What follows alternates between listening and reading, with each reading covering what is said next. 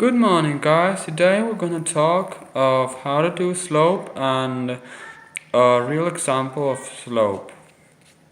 Oops, let's get this. Okay, so basically slope, you find it in tables like this. So here, the slope we had to find was this minus 3 and 3 and 4 and minus 3. So basically, this is the table where we have the positive and negative. So, first of all, we have to count 1, 2, 3 until minus 6. And then we have to count 3, so 1, 2, 3. So we mark here one dot.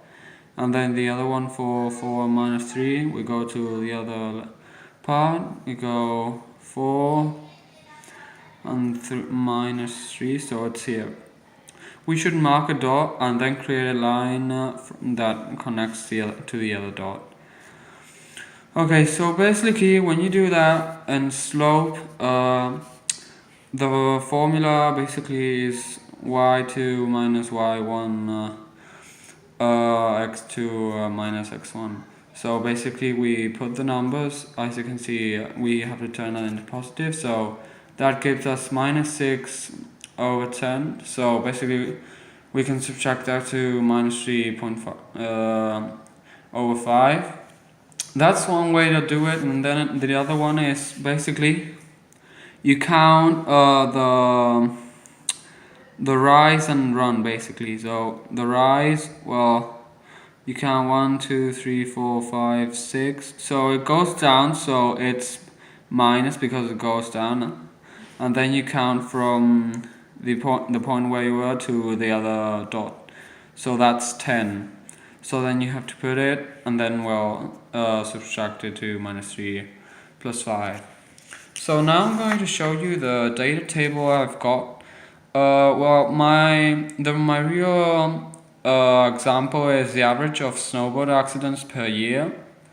The source is from the NSAA, National Ski Area Association. So we got here the years and the fatalities and the race. So like as you can see, they're not very high, thank God.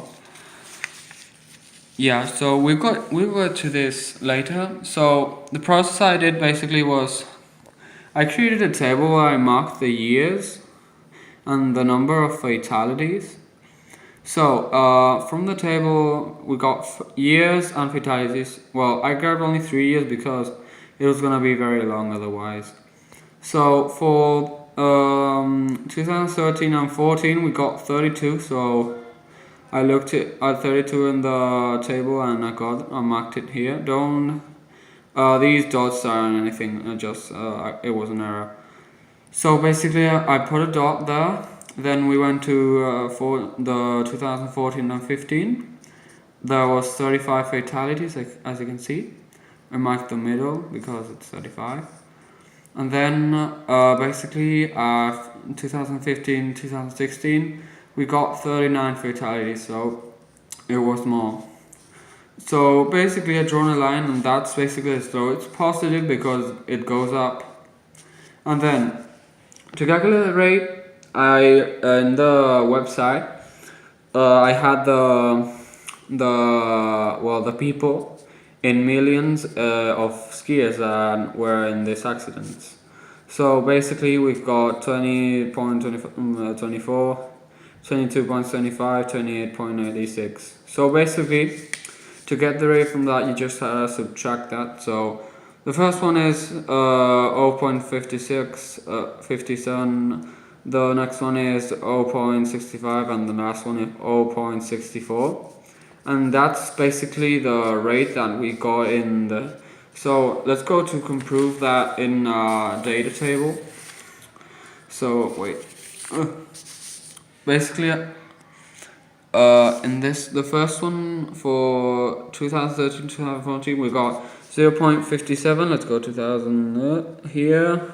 Okay, we got that one right. Then we got 2014 2015 we got 0.65. Go to 2014 to the 6.65. We got it right. And the last one It's from 2015, 2016. We got 0.74. So here's that, and we got it right. So basically, guys, that was it for the explanation of the rate of change and a real life example. So I hope you enjoyed the video and practice and see if you get it right. And if you don't, comment down below.